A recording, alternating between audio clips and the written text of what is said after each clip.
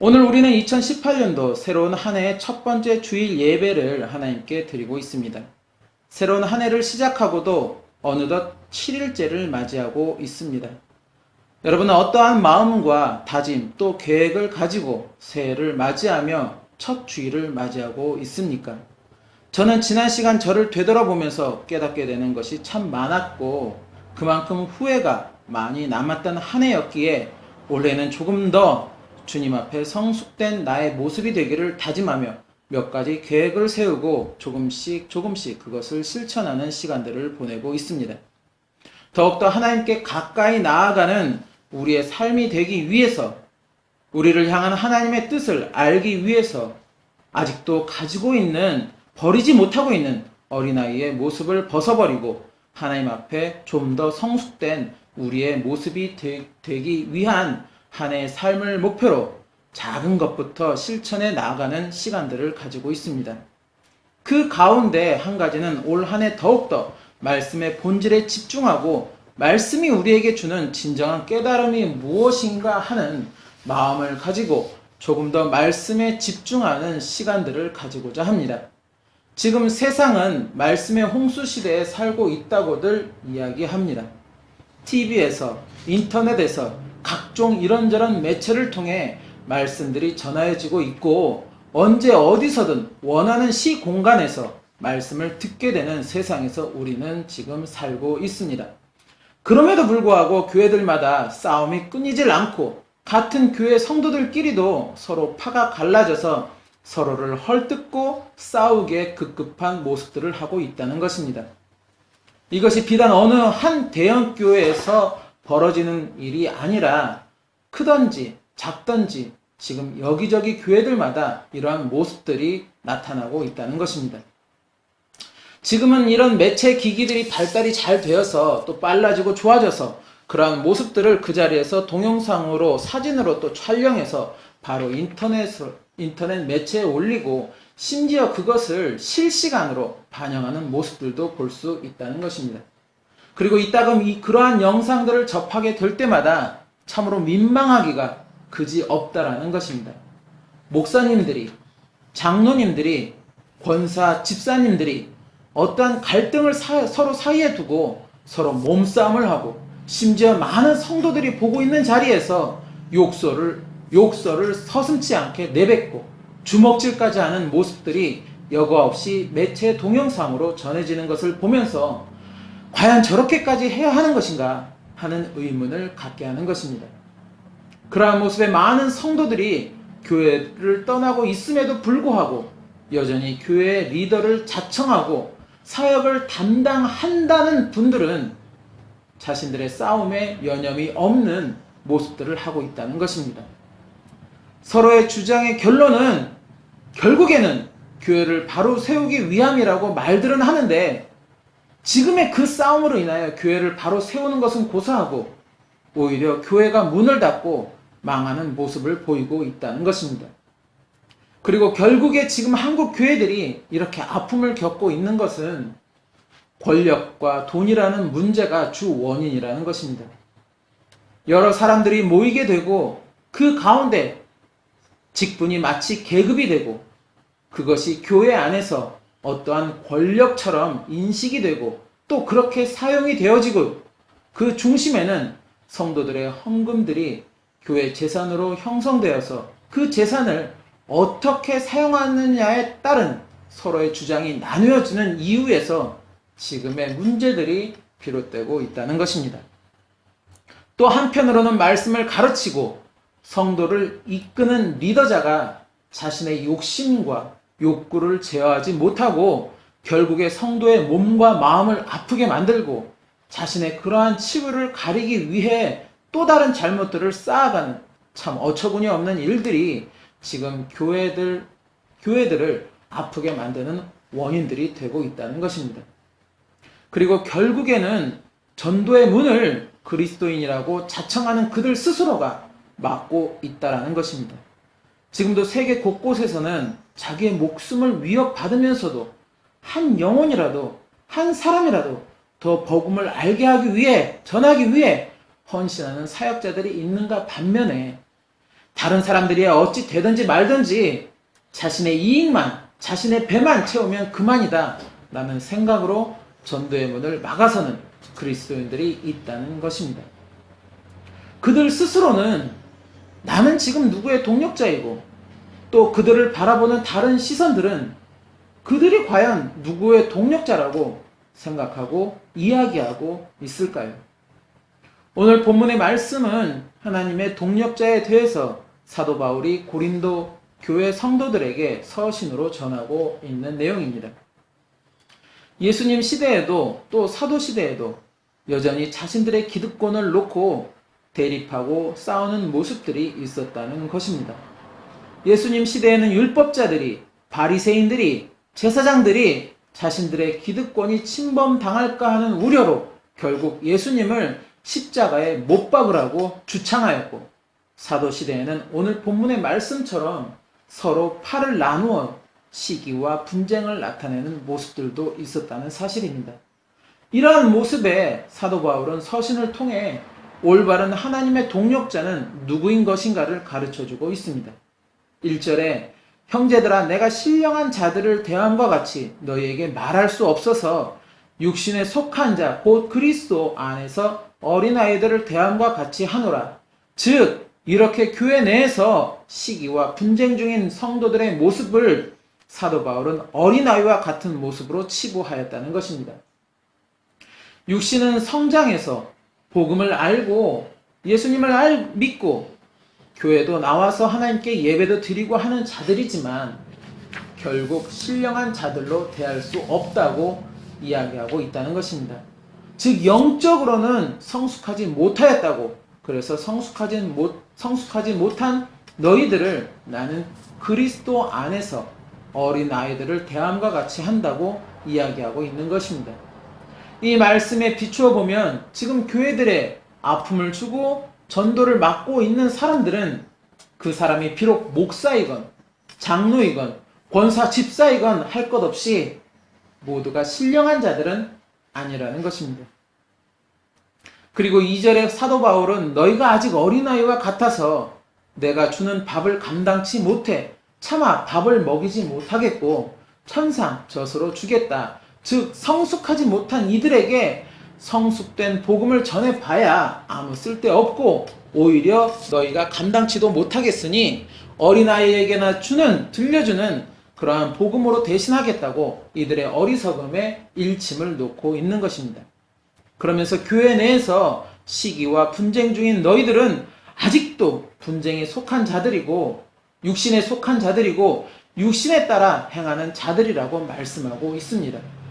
즉 오늘날 교회 내에서 시기와 분쟁 중인 사람들은 육신에 속하고 육신에 따라 행하는 자들이라고 말씀하고 있는 것입니다. 그들이 아무리 교회 내에서 거룩을 외치고 성경을 몇십 번 통독하고 기도와 예배를 아무리 열심히 드린다고 하여도 결국에 그들은 자신들의 육신에 따라 행하는 자들인 것입니다. 그리고 당시 고린도 교회에 이렇게 시기와 분쟁이 일어난 원인을 4절에서 이렇게 말씀하고 있습니다. 어떤 이는 말하되 나는 바울에게라 하고 다른 이는 나는 아볼로에게라 하니 너희가 사람이 아니리요. 또 즉 고린도 교회 성도들이 바울파 아볼로파로 나누어져 서로 시기하고 분쟁하였다는 것입니다. 아볼로라는 이 사람은 성경 사전에 보면 사도 요한의 제자로서 율법에 정통한 알렉산드리아 출신의 유대인의 학자였고 웅변가였으며 구약 성경에 능통하였으나 예수 그리스도에 대한 지식은 조금 불완전한 사람이었다고 전하고 있습니다. 원래 고린도 교회는 사도 바울이 2차 선교 여행 때 고린도에 도착하여 그곳에 신실한 전도자였던 아굴라와 브리스길라 부부의 도움을 받아 복음 사역을 시작하게 되었고 그래서 거기에 교회도 세워지게 되었습니다. 그러다가 그곳에 유대인들의 방해가 늘어나게 되고 그래서 바울은 고린도를 떠나 다시 여러 지역을 순회하였고 그때 그 바울의 뒤를 이어 아볼로라는 이 사람이 고린도 교회를 이끌어가게 된 것입니다. 그리고 유대에서 건너온 사람들이 점점 많아지면서 고린도 교회는 점차 혼란스러워졌고 사람들은 파벌을 만들어 서로가 옳다고 주장하면서 분쟁이 생기게 된 것입니다.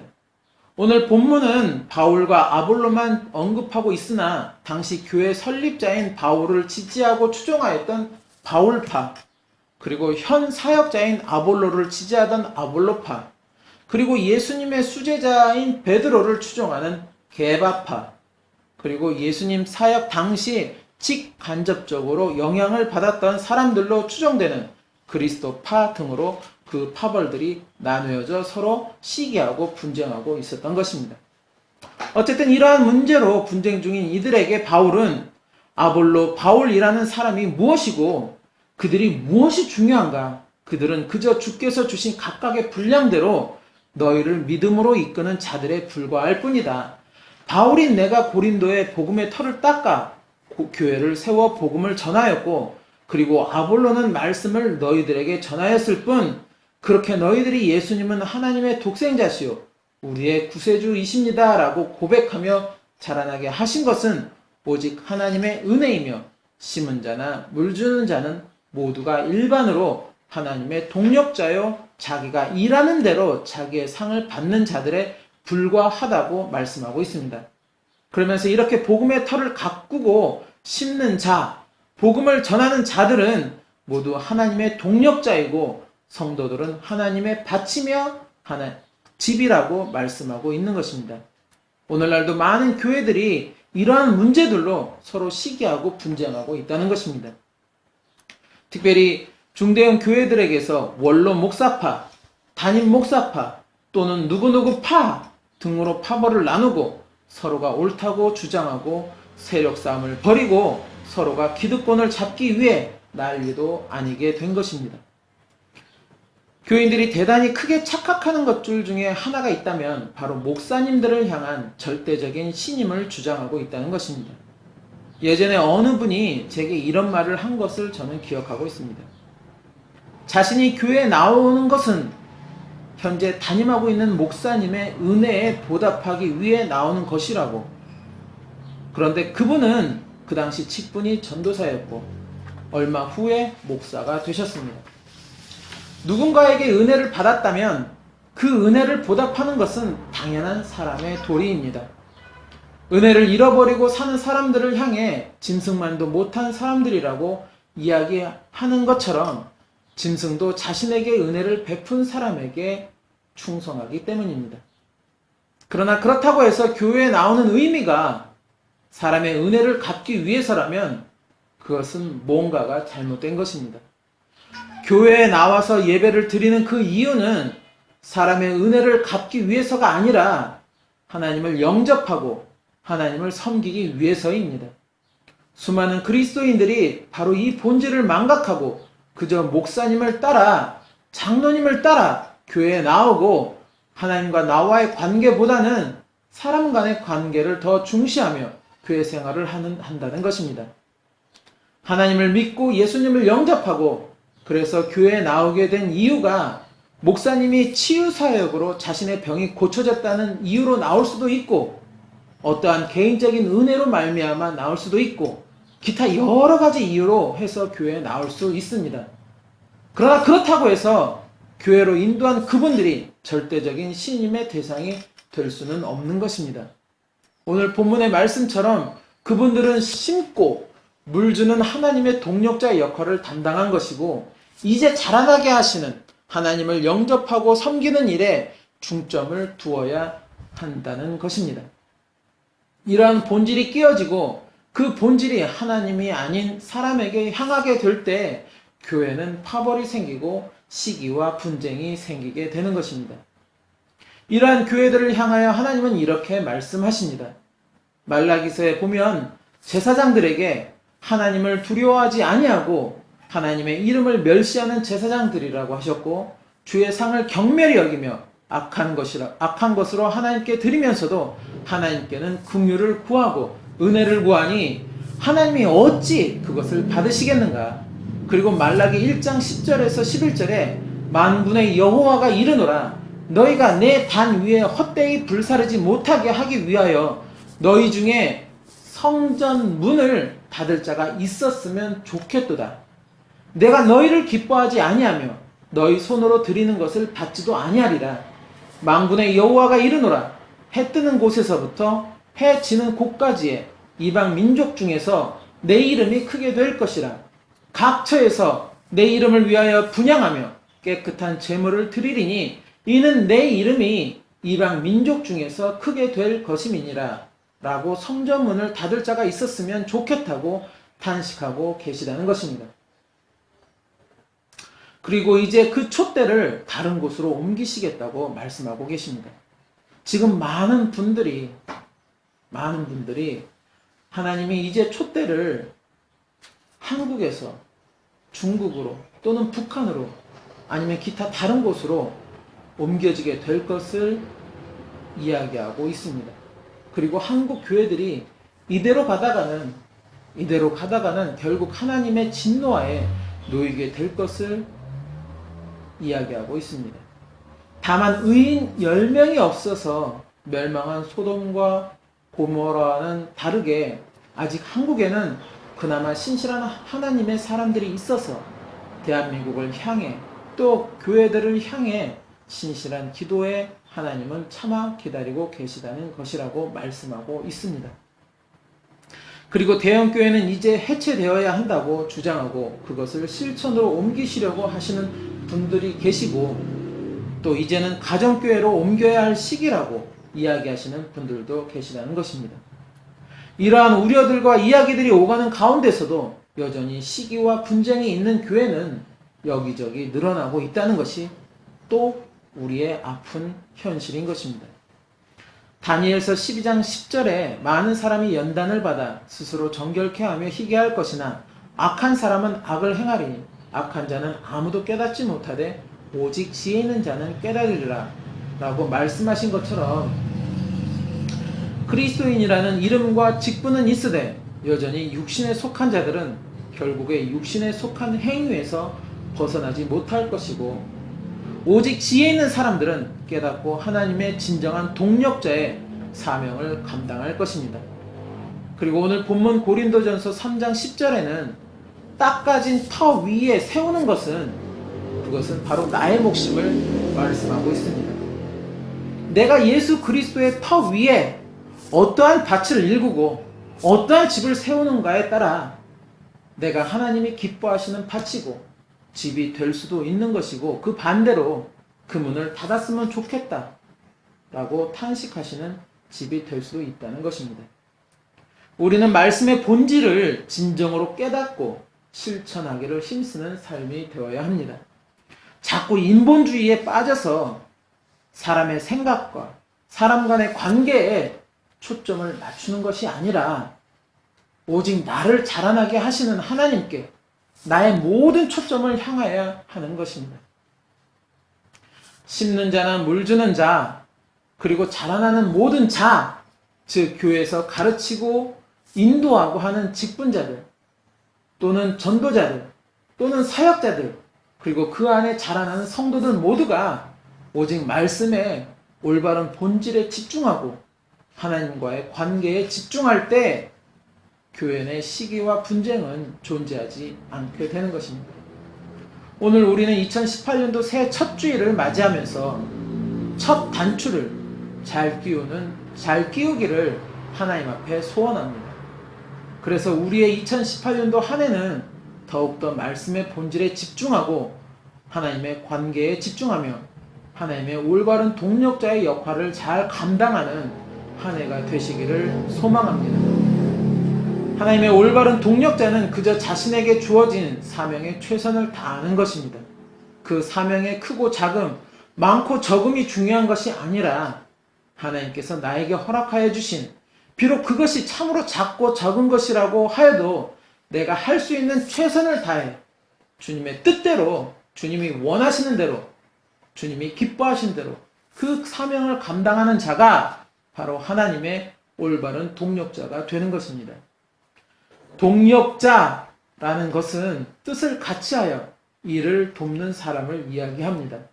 그런데 거기에 개인의 욕심이나 이해 관계가 따로 있다면 그것은 이미 동력자로서의 관계가 어긋나는 것입니다. 우리는 오직 주의 나라와 의를 위한 또 하나님의 영광을 위한 하나님의 올바른 동력자가 되어야 하는 것입니다. 우리 모두가 다 그러한 하나님의 동력자로서의 역할을 수행하는 삶이 되시기를 진정으로 소원합니다. 그런 우리의 삶을 통해 우리의 가족들과 우리의 이웃들이 하나님과 올바른 관계를 맺어 나가는 삶들이 될 수 있도록 우리의 최선을 다하는 삶이요 복된 삶이 되시기를 예수님의 이름으로 축원합니다.